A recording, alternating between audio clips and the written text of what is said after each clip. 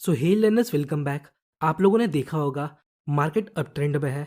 Market कुछ इस प्रकार से मूव करता है, फिर मार्केट नीचे जाता है और फिर मार्केट यहाँ से वापस ऊपर की तरफ कंटिन्यू करता है। तो इस मूव के पहले हम कंफ्यूज रहते हैं, क्या ये एक डाउन ट्रेंड है, क्योंकि प्राइस यहाँ lower low and lower high बनाता है। So this is a good question. देखिए, ये ज़रूरी नहीं अप ट्रेंड के स्ट्रक्चर में आपको हमेशा higher high and higher lows ही मिले, क्योंकि मार्केट जब अप ट्रेंड के दौरान पुल बैक लेता है तो उस पुल बैक के दौरान हमें lower low and lower highs का फॉर्मेशन देखने को मिल सकता है। और कभी कभी ऐसा भी होता है, मार्केट अपवर्ड मूव करता है, फिर हमें काइंड ऑफ चॉपीनेस या हम बोल सकते हैं रेंज देखने को मिलता है। सो एट दिस पॉइंट हमें लगता है मार्केट अब यहाँ से रिवर्स हो जाएगा, पर फिर मार्केट रेंज को ब्रेक करता है और वापस ऊपर की तरफ मूव कर जाता है। सो हमें पता कैसे लगेगा मार्केट अभी अप ट्रेंड में है या अप ट्रेंड अब खत्म हो चुका है? तो आइए इसे समझते हैं। An uptrend is invalidated when price break the swing low that precedes the breakout. तो इसका मतलब क्या है, आइए एग्जाम्पल के हेल्प से समझते हैं। यहाँ देखिए, सपोज मार्केट अप ट्रेंड में है। ओके, ये हमारा अप ट्रेंड है। So an up trend is invalidated, मतलब एक अप ट्रेंड इनवैलिडेट होगा when price breaks the swing low, जब प्राइस स्विंग लो को ब्रेक करेगा। तो यहाँ किस स्विंग लो का बात हो रहा है? यहाँ हम मेजर स्विंग लो का बात कर रहे हैं। तो जब हम मेजर स्विंग पॉइंट का बात करते हैं तो ये बिगिनर्स के लिए थोड़ा मुश्किल होता है कि कौन सा पॉइंट मेजर स्विंग है, ये पॉइंट या फिर ये। तो हम ये पता कैसे करें? सो सिंपली आपको रीसेंट ब्रेकआउट देखना है और उस ब्रेकआउट से रीसेंट जो स्विंग लो होगा उसे हम मेजर स्विंग कंसिडर करेंगे। फॉर दिस एग्जाम्पल, ये हमारा हाई है और प्राइस रिसेंटली इसे ब्रेक करता है।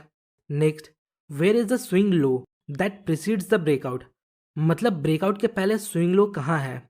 सो ये ब्रेकआउट है और ये इसके पहले का स्विंग लो। तो इस पूरे सेंटेंस का मतलब है ये अप ट्रेंड तब तक वैलिड है जब तक ये स्विंग लो ब्रेक नहीं होता, और जब ये स्विंग लो ब्रेक हो जाता है तब इस पॉइंट पर अप ट्रेंड इनवैलिड हो जाएगा। ब्रेक का मतलब कैंडल का क्लोजिंग इसके नीचे होना चाहिए। हम यहाँ विक को ब्रेकआउट कंसिडर नहीं करेंगे। सो ऑलवेज कैंडल के फॉर्म होने का वेट करें, या हम बोल सकते हैं कैंडल के क्लोजिंग का वेट करें। आइए चार्ट पर कुछ एग्जांपल्स देखते हैं। यहाँ देखिए, मार्केट अप ट्रेंड में है। नेक्स्ट, मार्केट रिसेंटली इस हाई को ब्रेक करता है। नेक्स्ट, ये हमारा प्रीसीडिंग स्विंग लो है। अब देखिए, ये भी एक स्विंग लो है और प्राइस इसको ब्रेक करके क्लोजिंग भी देता है। तो अब आप बताइए, क्या ये अभी भी अप ट्रेंड में है? थोड़ा समय लीजिए और सोचिए।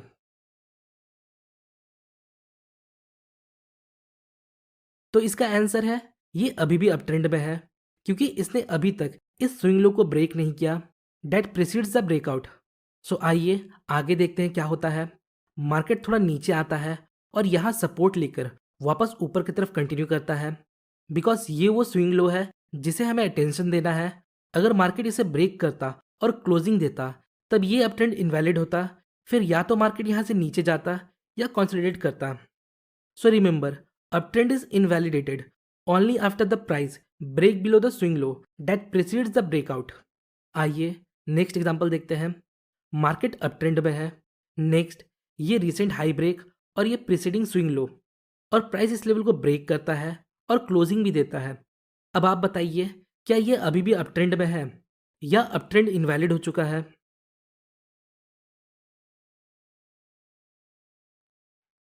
सो द आंसर इज ये अपट्रेंड अब इनवैलिडेट हो चुका है, बिकॉज ये मेजर स्विंग लो को ब्रेक कर देता है।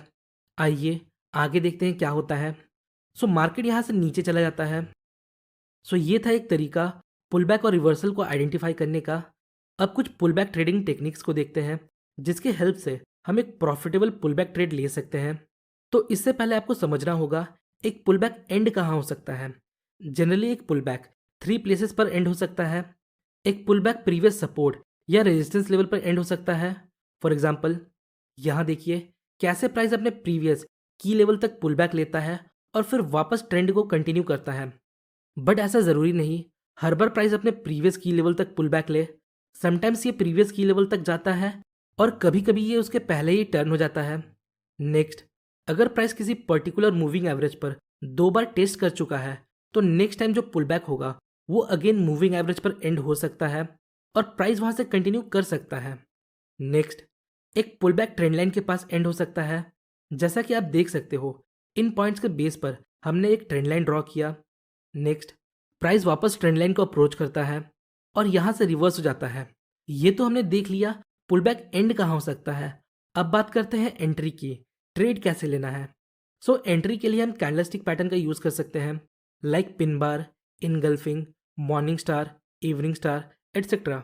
और एंट्री के लिए हम ट्रेंड लाइन का भी यूज़ कर सकते हैं। फॉर एग्जाम्पल, ये हमारा रेजिस्टेंस है और प्राइस इस लेवल को ब्रेक करता है। आपने प्राइस एक्शन में एक कॉन्सेप्ट जरूर सुना होगा जिसे हम बोलते हैं चेंज इन पोलैरिटी। मतलब अगर कोई रेजिस्टेंस ब्रेक होता है तो वो फ्यूचर में सपोर्ट का काम कर सकता है।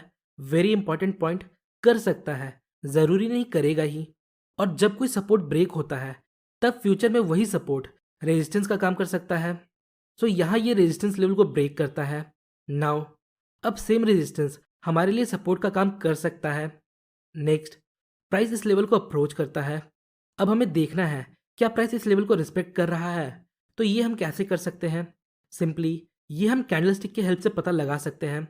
अगर यहाँ कोई rejection candle like pin bar या हैमर फॉर्म होता है जो इस लेवल पर रिजेक्शन शो करता है तो हम फर्दर कैंडल में ट्रेड ले सकते हैं।